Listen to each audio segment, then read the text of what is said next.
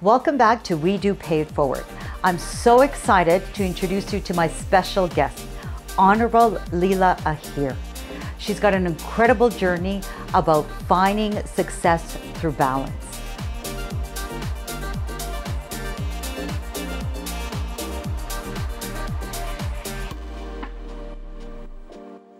Welcome. I'm Milena Radakovic, and this is WEDO Pay It Forward.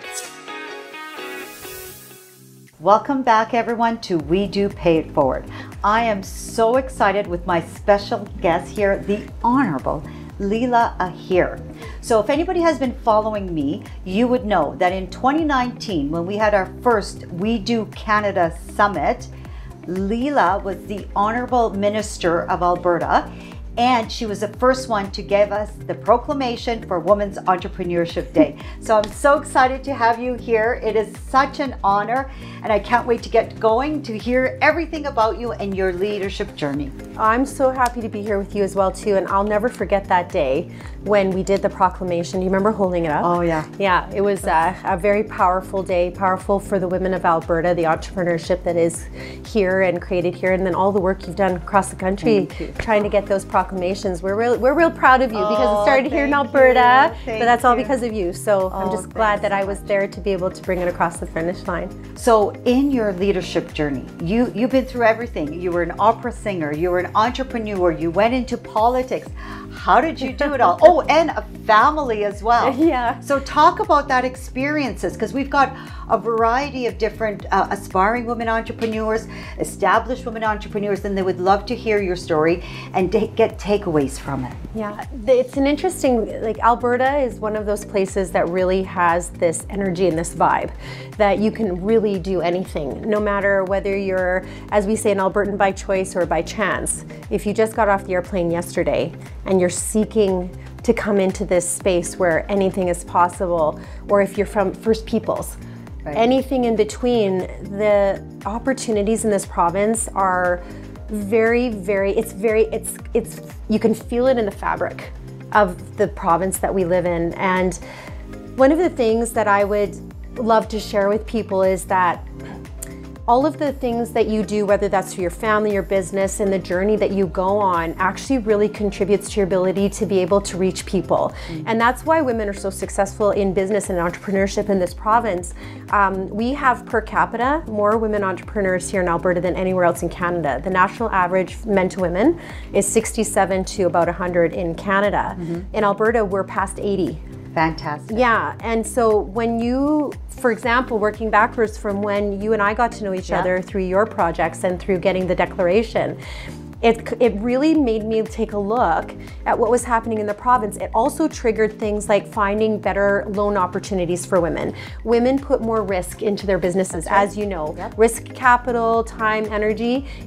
Can you think of a better place for any bank or any institution to put their money into than somebody who's willing to have that risk capital? Back that up into family, culture, arts, music, and all of those things. It just adds to the components of why women in our province in particular are so well-rounded. So for somebody like me who's had the privilege of having multiple spaces in terms of leadership, I'm inspired every single day by the women that I meet, and inspired by the circles that you've brought me into and meeting incredible women that I've seen over the years since you started on this project with us, that I've been involved.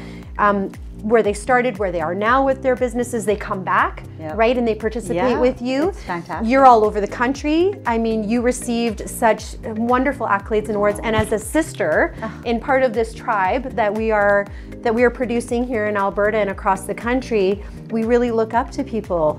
And you're one of those people that our little girls can see and be inspired by, and see that they are capable of making these businesses happen, or run in politics, be a leader, exactly, be a deputy leader of a party, like I was. You know what? You're absolutely right, because that's with WEDO Canada. That's all we want to do, is we want to inspire the next generation of women entrepreneurs, and that starts with their education.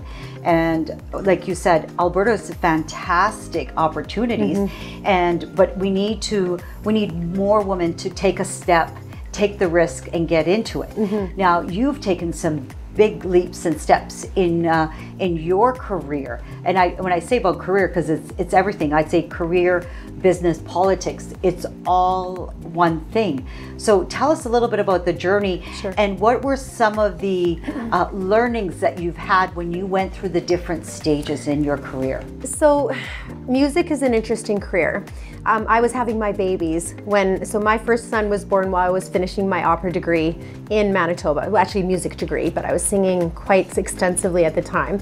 And so we were talking a little bit about, the resilience and the strength of women. Well, I literally went into labor, had a baby, I had a C-section, and went back into rehearsals for the opera that I was in, like literally tied in, to these rehearsals with a brand new newborn in the audience, and people were like, how did you do that? And I thought to myself, well, the balance of it is actually, what is your happy place? I think that the success is, there's a balance to success, but there's also a driver. And that driver sometimes takes over the balance side of things, but it's literally I don't know about you, but it's my happy place.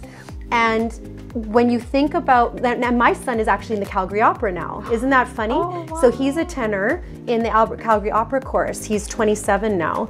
So the full circle journey of just that little piece, right? My other son, my younger one, who is autistic. So we also went through the entire process of having a child with a neurodiversity and learning all of that process. He's broken every barrier that's ever existed. He's a magnificent human being, and is also a singer, as in he's in the Youth Singers, and he's in their semi-professional group that actually performs all over the city of Calgary. So I think what I guess what I'm trying to say is that my ability to persevere and push through, despite the struggles and the challenges that might have been there, have really leveraged strength in my children. And then all of the leadership and everything else that came along with that was such gravy. And I just felt so blessed. So you jump into it with a very different heart and mentality, because everything that's coming to you at that point is a space of great gratitude and massive humility and humble service. And my children have seen that as well too. And I just see them as even a better version of my husband and I, and what we've been able to put together. And I think that's very much attributed. You can see it in the way that you serve people. Yeah. And so as you move up that leadership ladder, you can either stay above the whole fray and be above people, as it were, or you remember that you actually form the foundation. Those of us who have the privilege of public service, we're in the service of people. We're not up here. We actually form your foundation. You're supposed to stand on our shoulders. That remembrance of that, and I've made some decisions that have, put me up and down in those political spheres, but I'll tell you that serving people is not supposed to be easy. It's not for the faint of heart. I can't think of better people than women to be able to do that, because we can do all of those things. But more importantly, there is a culture of understanding and respect, and a very different mentality of how you deal with that, because your responsibility to the people is much further ahead than any personal responsibility. And that's why we're successful in business. That's why we're successful in leadership. That's why climbing the ladder is not necessarily the goal. It's actually what you're learning along the way and what you can give back to the community that's given you so much. Oh, I love that. It just brings it to my heart. And just listening to you, I think that's one of the reasons why I'd created We Do Canada, is because there's so much learnings that we as women leaders that we can give to the next generation. Yes. And I love hearing how you're so passionate about the people, about Alberta. And I'm so glad that you're coming back into politics, because we need more amazing leaders like yourself to listen and hear what people are saying and what people are needing, right? There's still so much inequality and injustice in the world, and there's so much in Canada that we can do so much more. And I believe in everything that you're saying now, and it's finding that balance is correct, but I love the listening and the hearing. So I wanted to share a few numbers with you. Globally, women are at 51% of the population. the minorities, as they're as it's referred to, are actually becoming the majority in a group, not one particular. There's a lot of power in your vote and where you put your energy, whether that's in politics or business. But keep in mind that women are going to be the biggest earners and the top earners, and also run the economies of their households. As far as an economic driver goes, and what we're looking at, it would be it's very significant to understand the power that women hold within business, within entrepreneurship, but also within the economic development and growth of our country, particularly if you look in rural areas. And so it's beyond the nature of just talking about it. I think what you've done with WEDO and some of the other groups that you collaborate with is that you've brought to the forefront the positivity of what we bring into the business scene, and from a leadership point of view, and particularly for me, because as I run for federal politics, I want to make sure that we're at that table as an economic driver, and to be able to show that, so that when we're looking at justice, when we're looking at things like legislation on coercive control or other things like that, the reason why the drivers behind that isn't just about justice for women, but because what we're bringing to the table as economic drivers, and where that's going to go, and how we have to change the structure of how we look at people. So it's not a gendered issue. We're looking at capacity, competency, our availability, and then when we raise women, we raise everybody together. It's not one versus another. It's us looking at our capacity and how it is that we build our communities and build our province and build our country. And my dad came to Canada in 1962. I owe everything that I have to this province and this country. I am compelled to give back and to be able to participate and to see people being so successful. Like when you see your friends successful, when you see your tribe successful, when you see women's businesses so successful, and others, and seeing my sons being raised with that strength and that capacity and that understanding, it makes me feel very, very good about the future. Because this next generation, the reason I'm involved in politics, why I have chosen to lead, is for that next generation. I'm 53, right?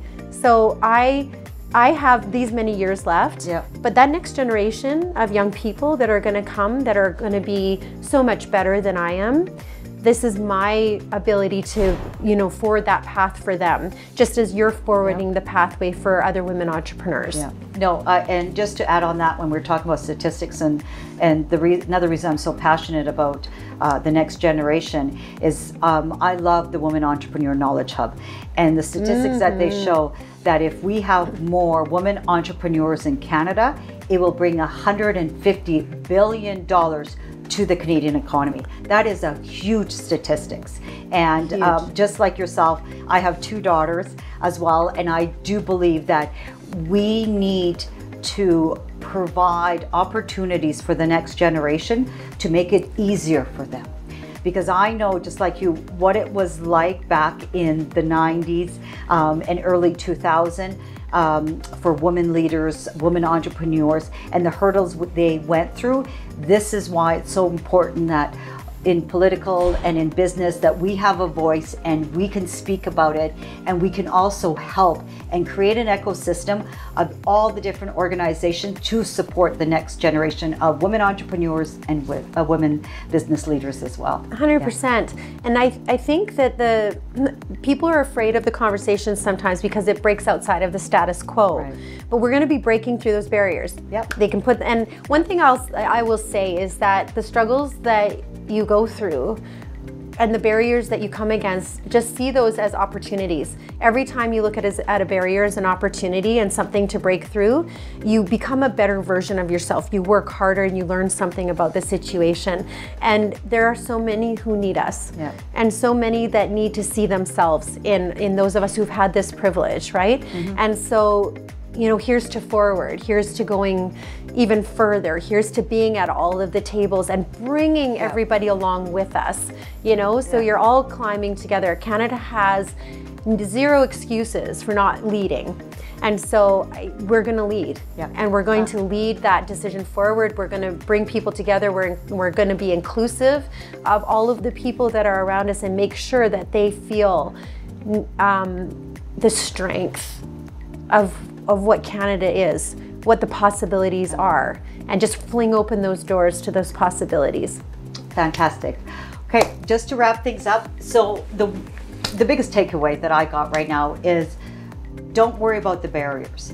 Take the risks, take the initiative. It does take a village. You're going to have a supporting system around you, but don't give up. Now is the time that we can all come together and you can call out to anybody to support you and start that new venture, start that new business.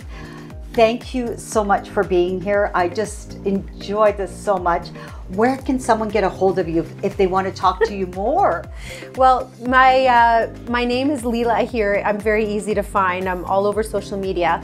But the best place to get a hold of me right now is at my website, which is voteleela.ca. So I look forward to seeing you there, and I look forward to seeing people's support for women in leadership, women in business. We sure look forward to seeing you in Calgary on the 16th at this event, and we're really excited. And thank you so much for having me again. Thanks so much for coming. I really appreciate it.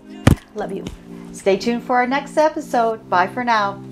Thank you to our sponsor, Sherry Lee of Divine Theory Consulting, for paying it forward for the next generation of women leaders and women entrepreneurs. If you are inspired and want to join a We Do community, then go on WeDoCanada.com and also nominate and sponsor the next inspirational woman.